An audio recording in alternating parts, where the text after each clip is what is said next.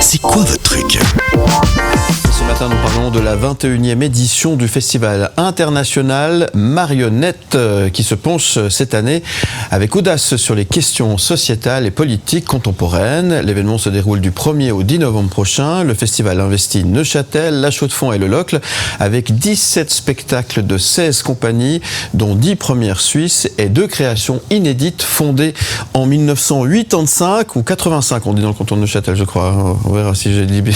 Fondé donc en 1985 ou 85, le festival défend la marionnette pour adultes dans toute sa diversité, utilisant objets, images, musique et textes pour questionner les transformations sociales et les notions d'identité et de vérité. Les spectacles, souvent drôles et émouvants, sont présentés dans les principaux lieux culturels du canton, offrant un panorama vibrant et captivant de cet art. Et pour en parler beaucoup mieux que moi ce matin, je reçois Corinne Grandjean, présidente du festival Marionnette, un programme complet que vous retrouvez sur festival-marionnette.ch. Bonjour Corinne Grandjean. Bonjour. Comment allez-vous ? Mais très bien, merci. Merci d'avoir fait le chemin ce matin depuis Neuchâtel pour venir nous parler de cette 21e édition de ce festival de marionnettes, évidemment. Pardon, excusez-moi, j'ai un chat dans la gorge.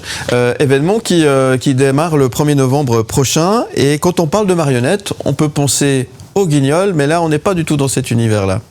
Non, pas du tout, effectivement. La marionnette est née de personnages comme Guignol. C'était d'ailleurs des personnages assez subversifs et non pas des personnages rigolos et édulcorés comme on a pu souvent en parler. Et puis, depuis 1985, alors on dit 85 à Neuchâtel, effectivement.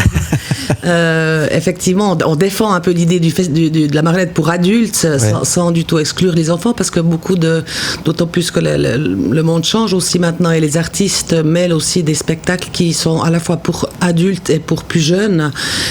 C'est moins catégorisé, mais on défend cette idée-là parce que trop souvent la marionnette est considérée comme un divertissement un peu facile, simpliste et destiné aux enfants, alors que ce sont des artistes qui se posent des questions comme les danseurs, les comédiens, les metteurs en scène, les cinéastes, etc. C'est presque du théâtre quand même, finalement. C'est du théâtre en quelque sorte. Est-ce qu'on peut dire plus de choses? Est-ce qu'on peut dire des choses qui dérangent avec une marionnette plus facilement qu'avavec une personne sur scène? Je ne pense pas qu'on peut dire plus de choses. C'est le rapport que le spectateur a à l'objet manipulé, qu'il soit marionnettique, c'est-à-dire personnage humanisé ou objet humanisé ou objet détourné de ses premières fonctions. Mais c'est plutôt que le regard que pose le spectateur. Il y a une identification à l'objet manipulé, une sorte de triangle entre le comédien et la comédienne qui manipule la chose elle-même et le regard du spectateur. Et je crois que c'est dans ces interstices-là que des choses peuvent être saisies plus violemment ou plus émouvantes ou plus drôles, parce qu'il y a une autre identification, je pense. Vous l'appelez la chose ? Pour varier de l'objet. Alors, plusieurs thèmes seront explorés cette année dans le cadre du festival. Vous pouvez nous en parler un petit peu ? Oui, alors beaucoup de compagnies s'intéressent au passé pour parler de notre monde d'aujourd'hui. Ça peut être le problème de la colonisation du Congo par une compagnie belge, d'une compagnie qui s'intéresse au pillage aussi de ces colonies et qu'est-ce qu'on fait du pillage quand les pays étaient colonisés. C'est une autre très jeune compagnie que je me réjouis d'accueillir qui se plonge dans la guerre d'Espagne, mais avec un fait à l'intérieur même de cette situation de guerre d'Espagne qui est très actuelle, enfin en tout cas dont on parle beaucoup aujourd'hui, puisqu'il s'agit d'un féminicide à l'intérieur de cette situation. Voilà, d'autres spectacles s'intéressent comme les maladroits à la fabrication des informations et des images et comment on peut être berné ou pas par certaines informations. Il y a dans notre monde aujourd'hui quand même une volonté d'imaginer qu'il y a une seule vérité détenue par un certain nombre de personnes et peut-être qu'en voyant ce spectacle, il y a une création que je n'ai pas encore vue, mais j'ai une grande confiance de cette compagnie et peut-être qu'on verra que chaque sujet en fait a plusieurs vérités en fait, et plusieurs points de vue, ça dépend de où on se place. Et puis il y a un très joli spectacle aussi qui est destiné aux enfants, une compagnie magnifique qui s'est beaucoup posé la question comment parler d'un thème grave aux enfants. Ça parle de la guerre, d'une petite fille à l'intérieur de la guerre. Et voilà, donc beaucoup de thèmes d'actualité, effectivement. Alors pardonnez-moi cette question peut-être un peu basique. Moi j'ai souvenir des théâtres de marionnettes quand j'étais enfant. Hein. Qu'avez-vous envie de dire aux personnes aux adultes justement, puisque c'est marionnettes pour adultes, qui n'ont encore pas eu l'occasion de venir voir un spectacle marionnette? Qu'est-ce que vous avez envie de leur dire pour qu'ils viennent voir? Parce que finalement il y a beaucoup d'émotions, on voyage, ça permet de raconter des histoires incroyables. Qu'est-ce que vous avez envie de leur dire? Effectivement, il faut réussir à être curieux, suffisamment curieux pour pousser la porte des théâtres. C'est ce qu'on a eu la chance de vivre à Neuchâtel depuis 1985, parce que c'était pas du tout gagné, mais le premier festival a été complètement rempli et le public neuchâtelois a eu ce courage-là de se dire tiens, un festival de marionnettes pour adultes, mais qu'est-ce que c'est?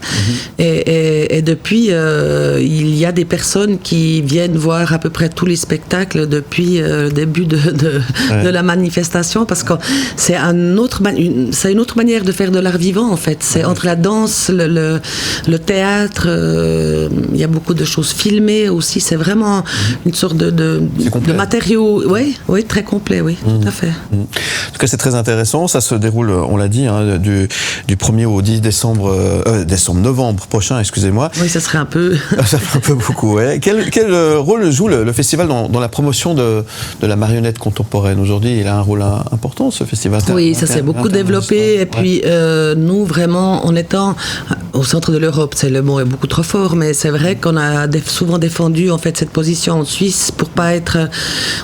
bien sûr, il y a beaucoup de spectacles en français. Oui.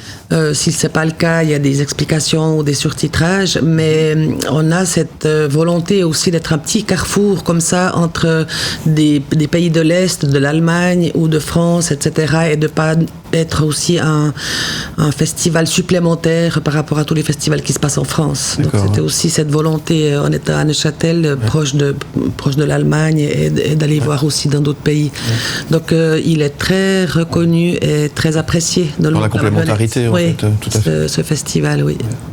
Qu'est-ce qu'on peut vous souhaiter là, à quelques jours? Tout est prêt, ça démarre dans Alors j'espère que tout est prêt, qu'on n'a rien oublié, mais je crois, oui, on a une équipe super. Ça se déroule à Neuchâtel, à La Chaux-de-Fonds et au Locle. Oui. Le programme complet, parce qu'il y a vraiment tout un programme avec tout plein d'explications, etc., etc. On n'a pas le temps de tout regarder en détail, mais on vous invite à aller sur le site internet qui est très bien fait, festival-marionnette, au pluriel évidemment, .ch. N'hésitez pas à aller faire un petit tour. Là, il y a un programme qui est bien détaillé et qui permet de faire finalement son programme pour aller voir les différents spectacles que vous proposez, bien évidemment.